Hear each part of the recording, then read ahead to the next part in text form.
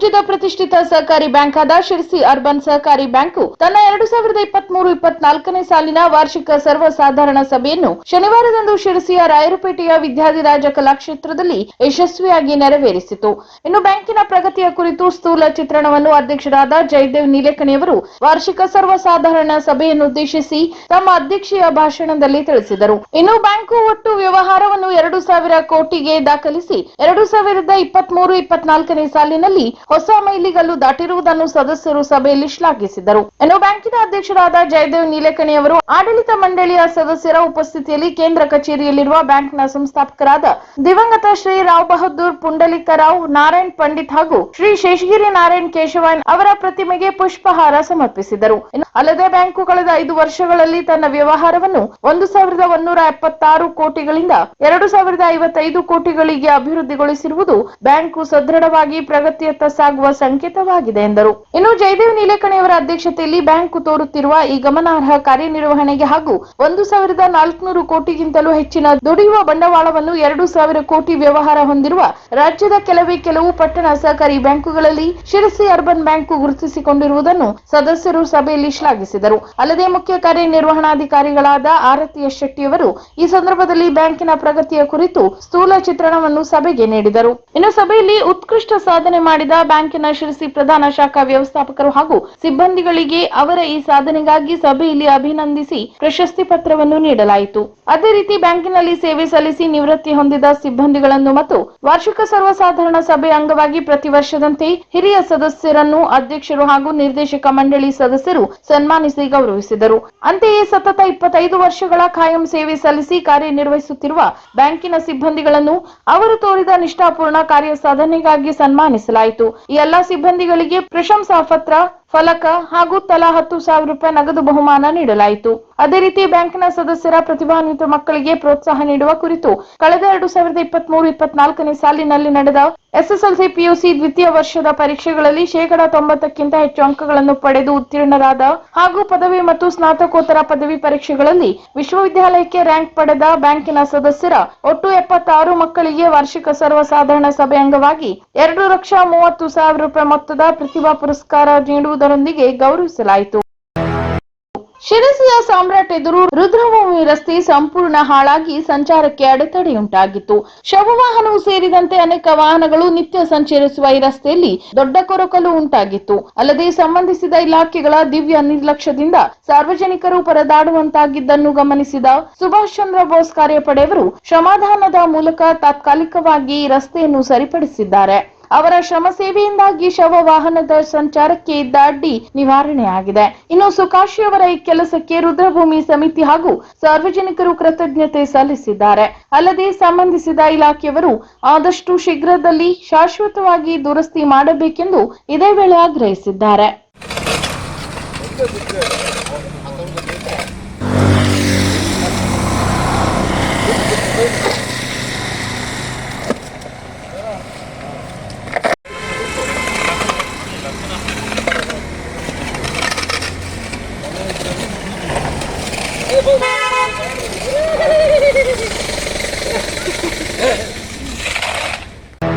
ಕರ್ಕಿಯ ದೈವಜ್ಞ ಪೀಠಾಧೀಶ್ವರರಾದ ಪರಮ ಪೂಜ್ಯ ಶ್ರೀ ಸಚ್ಚಿದಾನಂದ ಜ್ಞಾನೇಶ್ವರ ಭಾರತಿ ಸ್ವಾಮೀಜಿಯವರ ಹಾಗೂ ಪರಮ ಪೂಜ್ಯ ಶ್ರೀ ಸುಜ್ಞಾನೇಶ್ವರ ಭಾರತಿ ಸ್ವಾಮೀಜಿಯವರ ಚಾತುರ್ಮಾಸ್ಯ ವ್ರತಾಚರಣೆ ಶಿರಸಿಯಲ್ಲಿ ಆರಂಭವಾಗಿ ತಿಂಗಳೇ ಸಂದಿದೆ. ಪವಿತ್ರ ಚಾತುರ್ಮಾಸ್ಯ ವ್ರತಾಚರಣೆಯಿಂದ ಶಿರಸಿ ದೈವಜ್ಞ ಕಲ್ಯಾಣ ಮಂಟಪ ದೈವಜ್ಞರ ಶ್ರದ್ಧಾ ಭಕ್ತಿಯ ಕೇಂದ್ರವಾಗಿ ಪರಿಣಮಿಸಿದೆ.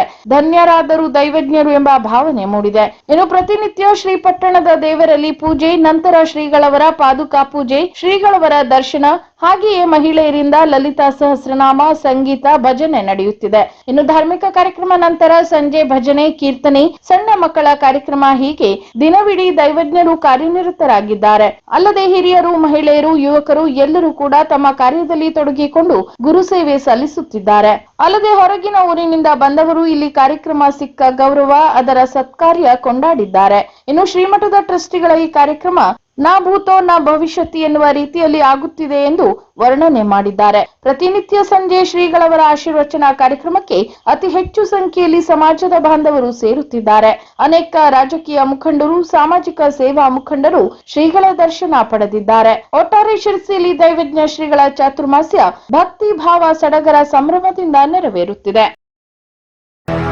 ಹಳಿಯಾಳದ ಅರ್ಬನ್ ಬ್ಯಾಂಕ್ ಸರ್ಕಲ್ನಲ್ಲಿರುವ ಕೆಡಿಸಿಸಿ ಬ್ಯಾಂಕ್ ಶಾಖೆ ಎದುರು ರೈತ ಸಂಘಟನೆ ಕಾರ್ಯಕರ್ತರು ರೈತರಿಗೆ ಸಾಲ ಹಾಗೂ ಸರ್ಕಾರದಿಂದ ನೀಡುವ ಸಂದರ್ಭದಲ್ಲಿ ರಾಜಕೀಯ ಮುಖಂಡರು ಮತ್ತು ಬ್ಯಾಂಕ್ ನೌಕರರು ತೊಂದರೆಯನ್ನುಂಟು ಮಾಡುತ್ತಿದ್ದಾರೆ ಎಂದು ಆರೋಪಿಸಿ ಘೋಷಣೆ ಕೂಗಿದರು. ಇನ್ನು ತಾಲೂಕಿನ ಬ್ಲಾಕ್ ಕಾಂಗ್ರೆಸ್ ಅಧ್ಯಕ್ಷ ಕೃಷ್ಣ ಪಾಟೀಲ್ ಮತ್ತು ಸುಭಾಷ್ ಕೊರಳೆಕರ್ ಹಳೆ ಶಾಖೆಯ ವ್ಯವಸ್ಥಾಪಕ ಮತ್ತು ಕೆಡಿಸಿಸಿ ಬ್ಯಾಂಕ್ನ ಅಧ್ಯಕ್ಷರು ಹಾಗೂ ಕೆಲವೊಂದು ತಾಲೂಕಿನ ಶಾಖೆಯ ವ್ಯವಸ್ಥಾಪಕರು ಸೇರಿಕೊಂಡು ರೈತರಿಗೆ ಸಾಲ ಹಾಗೂ ಸರ್ಕಾರದಿಂದ ನೀಡುವ ಸಂದರ್ಭದಲ್ಲಿ ಬಹಳಷ್ಟು ತೊಂದರೆಯನ್ನು ಉಂಟು ಮಾಡುತ್ತಿದ್ದಾರೆ. ಇದರಿಂದ ರೈತರಿಗೆ ಸರ್ಕಾರದ ವಿವಿಧ ಯೋಜನೆಗಳನ್ನು ಸಮರ್ಪಕವಾಗಿ ಸಿಗದೆ ಸಂಕಷ್ಟ ಪಡುವಂತೆ ಮಾಡುತ್ತಿದ್ದಾರೆ.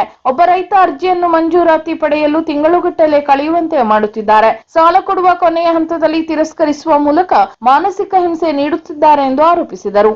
ಇನ್ನು ದಿಮಾನಿ ಸುರಣೆಜಿ ಅನಿಲ್ ಚೌಹಾಣ್ ರೈತರಿಗೆ ಆಗಿರುವ ಅನ್ಯಾಯದ ಕುರಿತು ಪ್ರಾಸ್ತಾವಿಕವಾಗಿ ಮಾತನಾಡಿ, ರೈತರಿಗೆ ಯಾವುದೇ ರೀತಿಯ ಅನ್ಯಾಯ ಆದಲ್ಲಿ ಉಗ್ರ ಹೋರಾಟ ಮಾಡುವುದಾಗಿ ಇದೇ ವೇಳೆ ಎಚ್ಚರಿಸಿದರು. ಈ ವೇಳೆ ಪುರಸಭೆ ಮಾಜಿ ಅಧ್ಯಕ್ಷ ಅಜರ್ ಬಸರಿಕಟ್ಟಿ, ಉಪಾಧ್ಯಕ್ಷೆ ಸುವರ್ಣ ಮಾದರ್, ಉಮೇಶ್ ಶೆಟ್ಟಿ, ರವಿ ತೋರಣಕಟ್ಟಿ, ಮಿಸಾಳಿ ಬೋಜಾ ಸೇರಿದಂತೆ ನೂರಾರು ಸಂಖ್ಯೆಯಲ್ಲಿ ರೈತರು, ಸ್ಥಳೀಯರು ಉಪಸ್ಥಿತರಿದ್ದರು.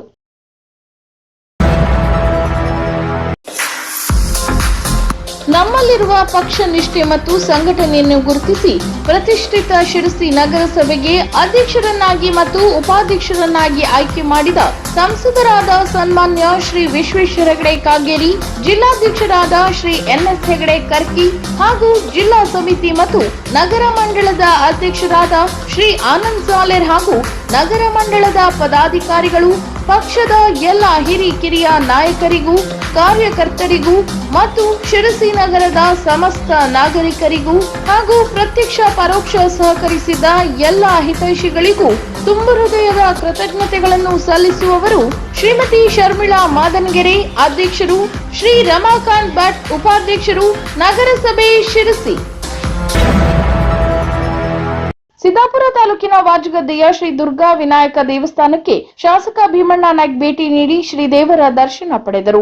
ದೇಗುಲದ ಅರ್ಚಕ ವಿ ಗೋಪಾಲ್ ಜೋಶಿ ಪ್ರಸಾದ ನೀಡಿ ಹರಸಿದರು. ಇನ್ನು ಕಾಂಗ್ರೆಸ್ನ ಸ್ಥಳೀಯ ಮತ್ತು ಹಿರಿಯ ನಿಷ್ಠಾವಂತ ಕಾರ್ಯಕರ್ತ ಮಂಜುನಾಥ್ ಹೆಗಡೆ ಕಲ್ಮನೆ, ತಾಲೂಕು ಮಹಿಳಾ ಬ್ಲಾಕ್ ಕಾಂಗ್ರೆಸ್ ಅಧ್ಯಕ್ಷೆ ಸೀಮಾ ಹೆಗಡೆ ಇತರರು ಈ ವೇಳೆ ಉಪಸ್ಥಿತರಿದ್ದರು. ಅಲ್ಲದೆ ಇದೇ ವೇಳೆ ಕಾಂಗ್ರೆಸ್ ಹಿರಿಯ ಮುಖಂಡ ಎಸ್.ಕೆ. ಭಾಗವತ್ ಅವರನ್ನು ಶಾಸಕ ಭೀಮಣ್ಣ ನಾಯ್ಕ್, ತಾಲೂಕು ಬ್ಲಾಕ್ ಕಾಂಗ್ರೆಸ್ ಅಧ್ಯಕ್ಷೆ ಸೀಮಾ ಹೆಗಡೆ, ಮಂಜುನಾಥ್ ಹೆಗಡೆ ಕಲ್ಮನೆ ಹಾಗೂ ಕುಟುಂಬದವರು ಸನ್ಮಾನಿಸಿ ಗೌರವಿಸಿದರು. ತಾಯಿ ಭಾರತ ಮಾತೆಯ ಹೆಸರಿನಲ್ಲಿ ಸಸಿಯನ್ನು ನೆಡುವ ಮೂಲಕ ಒಂದು ಮಹತ್ ಕಾರ್ಯಕ್ಕೆ ಶ್ರೀಮನ್ ನೆಲಮಾವು ಮಠದ ಪರಮ ಪೂಜ್ಯ ಶ್ರೀಗಳು ಮಾದರಿ ನಡೆಯನ್ನು ಹಾಕಿಕೊಟ್ಟಿದ್ದಾರೆ. ತಾಯಿಯ ಹೆಸರಿನಲ್ಲಿ ಒಂದು ವೃಕ್ಷ ಅಭಿಯಾನಕ್ಕೆ ಸಿಹಿ ಫಲ ಬಿಡುವ ಮಾವಿನ ಸಸಿಯನ್ನು ನೆಡುವ ಮೂಲಕ ಶ್ರೀ ಶ್ರೀ ಮಾಧವಾನಂದ ಭಾರತಿ ಮಹಾಸ್ವಾಮಿಗಳು ಚಾಲನೆ ನೀಡಿದರು. ಈ ಕಾರ್ಯಕ್ರಮದಲ್ಲಿ ತೋಟಗಾರಿಕಾ ಇಲಾಖೆಯ ಹಿರಿಯ ಅಧಿಕಾರಿ ಬಿಎಸ್ ಮಹಾಬಲೇಶ್ವರ್, ಶ್ರೀಮಠದ ಆಡಳಿತ ಮತ್ತು ಕೃಷಿ ಸಮಿತಿ ಸದಸ್ಯರು ಭಾಗವಹಿಸಿದ್ದರು. ಇನ್ನು ಮಠದ ಸನ್ಯಾಸಿ ಓರ್ವರು ತಾಯಿ ಭಾರತ ಮಾತೆಯ ಹೆಸರಿನಲ್ಲಿ ಸಸಿಯನ್ನು ನೆಡುವ ಮೂಲಕ ಭಕ್ತ ಸಮುದಾಯಕ್ಕೆ ಆದರ್ಶದ ಹಾದಿಯನ್ನು ತೋರಿದ್ದಾರೆ. ಸಮಸ್ತ ದೇಶವಾಸಿಗಳಿಗೆ ಭಾರತಾಂಬೆಯೇ ತಾಯಿಯಾಗಿದ್ದು ಆಕೆಯ ರಕ್ಷಣೆ ನಮ್ಮೆಲ್ಲರ ಹೊಣೆ. ಜೊತೆಗೆ ದೇಶ ಸದಾ ಹಸಿರಾಗಿ ಸಮೃದ್ಧಿಯಿಂದ ಸಶಕ್ತವಾಗಿ ಉಳಿಯಲು ಜನರ ಸಹಕಾರ ಅತ್ಯವಶ್ಯ. ಪ್ರತಿಯೊಬ್ಬರಲ್ಲಿಯೂ ದೇಶಭಕ್ತಿ ಜಾಗೃತಾವಸ್ಥೆಯಲ್ಲಿ ಇರಬೇಕು. ಹಾಗಾದಾಗ ಮಾತ್ರ ದೇಶ ಅಭಿವೃದ್ಧಿ ಹೊಂದಲು ಸಾಧ್ಯ ಎಂಬ ಸಂದೇಶಗಳು ಸಾಮಾಜಿಕ ಜಾಲತಾಣದಲ್ಲಿ ಹರಿದಾಡುತ್ತಿದೆ ಮತ್ತು ಪೂಜನೀಯ ಶ್ರೀಗಳ ಕಾರ್ಯವನ್ನು ಶ್ಲಾಘಿಸಿ ಎಲ್ಲರೂ ಅಭಿನಂದಿಸಿದ್ದಾರೆ. ಜಿಲ್ಲೆಯಲ್ಲಿ ಬಹು ಜನಪ್ರಿಯವಾದ ಇಳಿ ವಯಸ್ಸಿನ ಸಜ್ಜನರೊಬ್ಬರು ಮಂಗಳೂರಿನ ಆಸ್ಪತ್ರೆಯಲ್ಲಿ ಚಿಕಿತ್ಸೆ ಪಡೆಯುತ್ತಿದ್ದಾರೆ. ಅವರು ಬೇಗ ಗುಣಮುಖರಾಗಲೆಂದು ಸಾವಿರಾರು ಫೇಸ್ಬುಕ್ ಹಿಂಬಾಲಕರು ಸಂದೇಶ ಕಳುಹಿಸುತ್ತಿದ್ದಾರೆ. ರಾಜಕಾರಣಿಗಳಿಗಿಂತ ಹೆಚ್ಚು ಜನಪ್ರಿಯರಾದ ಇವರು ತಮ್ಮ ತೂಕ ಇಳಿಸಿಕೊಳ್ಳಲು ನಾಮಧೇಯ ಕಂಪನಿಯ ಔಷಧ ಸೇವಿಸುತ್ತಿದ್ದರು ಎಂದು ಹಿಂಬಾಲಕರು ಆ ಔಷಧಿಗೆ ಶಾಪ ಹಾಕುತ್ತಿರುವ ಸಂದೇಶಗಳು ಇಂದು ಫೇಸ್ಬುಕ್ನಲ್ಲಿ ಹರಿದಾಡುತ್ತಿದೆ. ಆರೋಗ್ಯವರ್ಧಕಗಳ ಹೆಸರಿನಲ್ಲಿ, ಆಯುರ್ವೇದ ಔಷಧಗಳ ಹೆಸರಿನಲ್ಲಿ ಅಗಾಧ ಪ್ರಮಾಣದ ಇಂತಹ ಔಷಧಗಳು ನಿತ್ಯ ಲಕ್ಷಾಂತರ ಜನರ ಹೊಟ್ಟೆ ಸೇರುತ್ತಿದೆ. ಅಸಲಿ ವೈದ್ಯರಿಗಿಂತ ನಕಲಿ ವೈದ್ಯರ ಸಂಖ್ಯೆ ಜಿಲ್ಲೆಯಲ್ಲಿ ಹೆಚ್ಚಿದೆ. ಬೋರ್ಡ್ ತಗಲಿಸಿಕೊಂಡು ಹಳ್ಳಿಗಳಲ್ಲಿ ಇಂಥವರು ಕ್ಲಿನಿಕ್ ನಡೆಸುತ್ತಿದ್ದಾರೆ. ಪರಿಶೀಲಿಸಿದರೆ ಉತ್ತರ ಭಾರತದ ಯಾವುದೋ ಪೂರ್ತಿ ವಿಳಾಸವಿಲ್ಲದ ಸಂಸ್ಥೆ ಇವರಿಗೆ ಚಿಕಿತ್ಸೆ ನೀಡಲು ಸರ್ಟಿಫಿಕೇಟ್ ಕೊಟ್ಟಿರುತ್ತದೆ. ಇತ್ತೀಚಿನ ವರ್ಷದಲ್ಲಿ ಇವರನ್ನೆಲ್ಲ ಮೀರಿಸುವಷ್ಟು ನಕಲಿ ವೈದ್ಯರು ತಲೆ ಎತ್ತಿದ್ದಾರೆ. ತೂಕ ಇಳಿಸುವ, ತೂಕ ಹೆಚ್ಚಿಸುವ, ಡಯಾಬಿಟಿಸ್, ಕ್ಯಾನ್ಸರ್ ನಂತಹ ರೋಗಗಳನ್ನು ಗುಣಪಡಿಸುವಂತಹ ಔಷಧಗಳು ಇವರಲ್ಲಿ ಇರುತ್ತವೆ. ಲೀಟರ್ ಬಾಟಲ್, ಕಿಲೋ ತೂಕಗಳಲ್ಲಿ ಗುಳಿಗೆಗಳು ಸಿಗುತ್ತವೆ. ಎಲ್ಲೂ ಗುಣಮುಖವಾಗದ ಎಲ್ಲ ರೀತಿಯ ಕಾಯಿಲೆ ಗುಣಪಡಿಸುವ ಸ್ಯಾಂಪಲ್ ಇವರು ಕೊಡುತ್ತಾರೆ. ಎಲ್ಲವೂ ದುಬಾರಿ ಔಷಧಗಳು. ಇವುಗಳನ್ನು ಮಾರುವವರು ಊರ ನಿರುದ್ಯೋಗಿಗಳು. ಇವರು ಟೈಮ್ ಪಾಸ್ ಮಾಡಲು ಇದನ್ನು ಮಾರುವುದಾಗಿ ಹೇಳುತ್ತಾರೆ. ಆದರೆ ಇವರು ಯಾವತ್ತೂ ಮೆಡಿಕಲ್ ಕಾಲೇಜಿನಲ್ಲಿ ಸಹ ಕಂಡಿರುವುದಿಲ್ಲ. ಪರಿಣಿತ ವೈದ್ಯರಂತೆ ವ್ಯವಹರಿಸುತ್ತಾರೆ. ಎಲೋಪತಿ, ಆಯುರ್ವೇದ ವೈದ್ಯರು ತಮ್ಮ ಗಿರಾಕಿಗಳು ಕಡಿಮೆ ಆಗಬಾರದೆಂದು ನಮ್ಮ ಬಗ್ಗೆ ಅಪಪ್ರಚಾರ ಮಾಡುತ್ತಾರೆ ಎಂದು ಹೇಳುವ ಇವರು ನಿತ್ಯ 4,000 ರೂಪಾಯಿ ಆದಾಯ ಗಳಿಸುತ್ತಾರೆ. ಜೀವಕ್ಕೆ ಅಪಾಯಕಾರಿಯಾದ ಸ್ಪೂರೈಡ್, ಆಂಟಿಬಯೋಟಿಕ್ ಗಳನ್ನು ವಿಪರೀತ ತುಂಬಿಸಿದ ಇವರ ಔಷಧಗಳು ದೇಹದ ಮೇಲೆ ಅಲ್ಪ ಪರಿಣಾಮದ ಜೊತೆ ಅಪಾರ ಹಾನಿ ಉಂಟು ಮಾಡುತ್ತಿದೆ. ಯಾವುದೇ ಲಾರಿ, ಬಸ್ ಮತ್ತು ಕೊರಿಯರ್ ಆಫೀಸುಗಳ ಮುಂದೆ ಇಂತಹ ಔಷಧಿಗಳು ನಿತ್ಯ ಕ್ವಿಂಟಾಲ್ ಲೆಕ್ಕದಲ್ಲಿ ಜಿಲ್ಲೆಗೆ ಬಂದು ವಿತರಣೆಯಾಗುತ್ತದೆ. 1-2 ವರ್ಷ ಇದನ್ನು ಸೇವಿಸಿದವರು ದೊಡ್ಡ ಆಸ್ಪತ್ರೆಯಲ್ಲಿ ಸರಿ ಮಾಡಲಾಗದೆ ಮೃತಪಟ್ಟಿದ್ದಾರೆ ಎಂಬ ಸುದ್ದಿ ಬರುತ್ತಿದ್ದರೂ ಜನಕ್ಕೆ ಬುದ್ಧಿ ಬಂದಿಲ್ಲ. ಇನ್ನು ಉತ್ತರ ಕನ್ನಡ ಜಿಲ್ಲೆಯಲ್ಲೂ ಎಲ್ಲ ತಾಲೂಕು ಆಸ್ಪತ್ರೆಗಳು ಕೋವಿಡ್ ನಂತರ ಸುಧಾರಣೆ ಕಂಡಿವೆ. ವೈದ್ಯರಿದ್ದಾರೆ, ಉತ್ತಮ ಚಿಕಿತ್ಸೆ ದೊರೆಯುತ್ತಿವೆ. ಹಳ್ಳಿಗಳಲ್ಲಿ ಪ್ರಾಥಮಿಕ ಆರೋಗ್ಯ ಕೇಂದ್ರಗಳಿವೆ. ಎಂಬಿಬಿಎಸ್ ವೈದ್ಯರಿದ್ದಾರೆ. ಸರ್ಕಾರಿ ಆಯುರ್ವೇದ ವೈದ್ಯರಿದ್ದಾರೆ. ಉಚಿತ ಚಿಕಿತ್ಸೆ ಎಲ್ಲರಿಗೂ ದೊರೆಯುತ್ತದೆ. ಇದರ ಹೊರತಾಗಿ ಎಲ್ಲ ತಾಲೂಕಿನಲ್ಲಿ ಖಾಸಗಿ ನರ್ಸಿಂಗ್ ಹೋಮ್ಗಳಿವೆ. ಈ ಎಲ್ಲಾ ಸೌಲಭ್ಯಗಳು ಇರುವಾಗ ನಕಲಿ ವೈದ್ಯರಿಂದ ಚಿಕಿತ್ಸೆ ಪಡೆದು ವಿಳಾಸವಿಲ್ಲದ ಔಷಧಿ ಕುಡಿದು ಒಂದು ಸಣ್ಣ ಆರೋಗ್ಯ ಸಮಸ್ಯೆಗೆ ದೊಡ್ಡ ರೋಗ ಹಿಡಿಸಿಕೊಳ್ಳುವುದರ ಅತಿ ಬುದ್ಧಿವಂತರಿಗೆ ಬುದ್ಧಿ ಬರುವುದು ಯಾವಾಗ? ಇನ್ನು ಸಮಾಜದ ಇಂತಹ ಅನಿಷ್ಟಗಳನ್ನು ತೊಲಗಿಸುವಲ್ಲಿ ನಾವು ಅಧಿಕಾರಿಗಳೊಂದಿಗೆ ಸಹಕರಿಸಬೇಕು. ನಮ್ಮ ಮಧ್ಯೆ ಈ ವ್ಯವಹಾರ ಮಾಡುವ ನಮ್ಮ ಊರಿನವರನ್ನೇ ಬಹಿಷ್ಕರಿಸಬೇಕು. ಯಾವುದು ನಮಗೆ ಒಳಿತು, ಯಾವುದು ಕೆಡುಕು ಎಂಬುದನ್ನು ನಿರ್ಧರಿಸಲು ನಾವು ಕಲಿತುಕೊಳ್ಳುವವರೆಗೆ ಇದು ಸಹಜ ಎಂಬುದು ಸತ್ಯ. ಮೋಸ ಹೋಗುವವರು ಇರುವವರೆಗೂ ಮೋಸ ಮಾಡುವವರು ಇದ್ದೇ ಇರುತ್ತಾರೆ ಎಂಬುದು ಸತ್ಯ.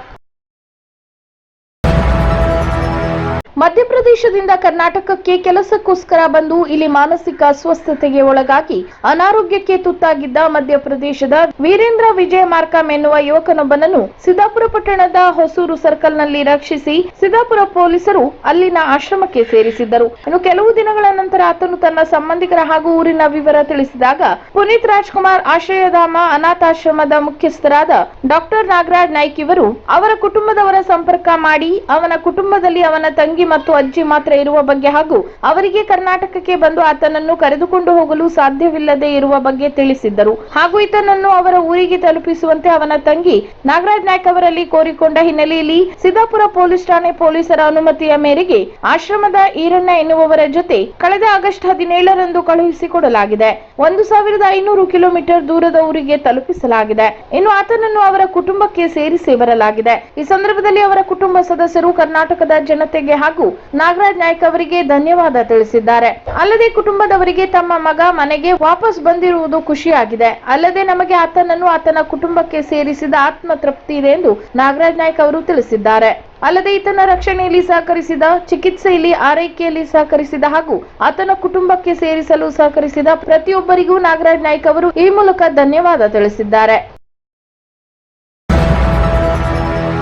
ಬೈಕ್ ಅಪಘಾತದಲ್ಲಿ ಮೃತಪಟ್ಟ ಕೋಡಂಬಿ ಗ್ರಾಮದ ಹನುಮಂತ್ ವಡ್ಡರ್ ಅವರ ಪತ್ನಿಗೆ ಸರ್ಕಾರಿ ಆಸ್ಪತ್ರೆಯಲ್ಲಿ ಉದ್ಯೋಗ ನೀಡಿ ಶಾಸಕ ಭೀಮಣ್ಣ ನಾಯ್ಕ್ ಮಾನವೀಯತೆ ಮೆರೆದಿದ್ದಾರೆ. ಬಡವರನ್ನು ಕಂಡಾಗ ಮರುಗಿ ಕೈಯಲ್ಲಾದ ಸಹಾಯ ಮಾಡುವ ಮನೋಭಾವನೆಯುಳ್ಳ ಶಿರಸಿ ಸಿದ್ದಾಪುರ ಕ್ಷೇತ್ರದ ಶಾಸಕ ಭೀಮಣ್ಣ ಟಿ ನಾಯ್ಕ್ ಮಳೆಗಾಲದ ಸಂದರ್ಭದಲ್ಲಿ ಅತಿವೃಷ್ಟಿಯಿಂದ ಮನೆ ಕಳೆದುಕೊಂಡ ಅನೇಕ ಬಡವರಿಗೆ ಸರ್ಕಾರದಿಂದ ನೀಡಲಾಗುವ ಪರಿಹಾರದ ಜೊತೆಗೆ ತಾವು ಕೂಡ ಕೈಲಾದ ಆರ್ಥಿಕ ಧನ ಸಹಾಯ ಮಾಡುತ್ತಾ ಮಾನವೀಯತೆ ಮೆರೆಯುತ್ತಿದ್ದಾರೆ. ಅದರಂತೆ ಶಾಸಕರು ಅಪಘಾತವೊಂದರಲ್ಲಿ ಮೃತಪಟ್ಟ ಹನುಮಂತ್ ವಡ್ಡರ್ ಕುಟುಂಬದ ನೋವಿಗೆ ಸ್ಪಂದಿಸಿ ಮಾನವೀಯತೆ ತೋರಿದ್ದಾರೆ. 3 ಮಕ್ಕಳ ತಂದೆಯಾಗಿದ್ದ ಹನುಮಂತ ಕಳೆದೊಂದು ತಿಂಗಳ ಹಿಂದೆ ನಡೆದ ಬೈಕ್ ಅಪಘಾತದಲ್ಲಿ ಮೃತಪಟ್ಟಿದ್ದರು. ಇದರಿಂದ ಜೀವನಕ್ಕೆ ದಾರಿ ತೋಚದ, ತಲೆ ಮೇಲೆ ಕೈ ಹೊತ್ತು ಕುಳಿತಿದ್ದ ಮೃತನ ಕುಟುಂಬದ ಹೀನಾಯ ಸ್ಥಿತಿ ಕಂಡು ಮರಗಿದ ಕಾಂಗ್ರೆಸ್ ಕಾರ್ಯಕರ್ತರು ಶಾಸಕರ ಗಮನಕ್ಕೆ ತಂದಿದ್ದರು. ಇನ್ನು ಶಾಸಕರು ತೋರಿದ ನೆರವಿಗೆ ನೆಮ್ಮದಿಗೊಳಗಾದ ಲಕ್ಷ್ಮಿ ಶನಿವಾರ ಶಾಸಕರ ಕಚೇರಿಗೆ ತೆರಳಿ ಶಾಸಕರಿಗೆ ಕೃತಜ್ಞತೆ ಸಲ್ಲಿಸಿದರು. ಇನ್ನು ಈ ವೇಳೆ ನಗರ ಯೋಜನಾ ಪ್ರಾಧಿಕಾರದ ಅಧ್ಯಕ್ಷ ಜಗದೀಶ್ ಗೌಡ ಸೇರಿದಂತೆ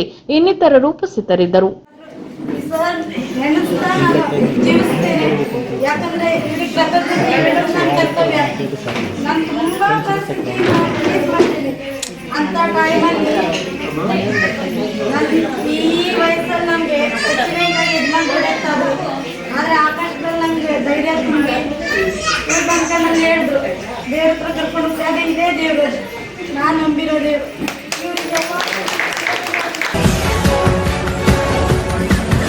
ಇವರಿಗೆಲ್ಲ